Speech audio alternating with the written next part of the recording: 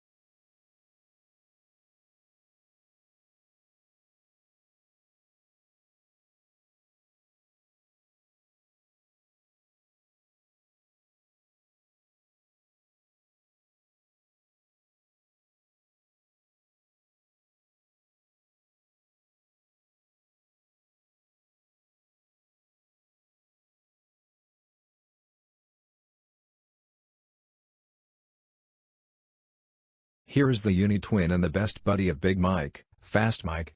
The same concept as for this fat boy we have applied to the more modern-looking Breakout.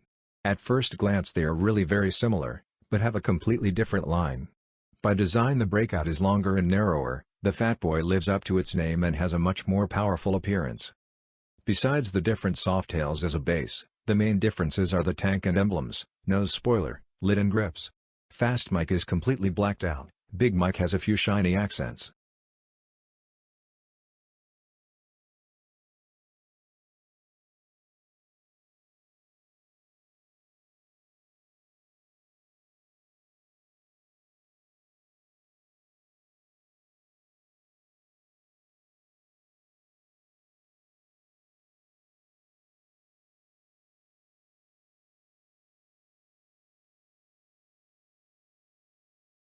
Thanks for watching.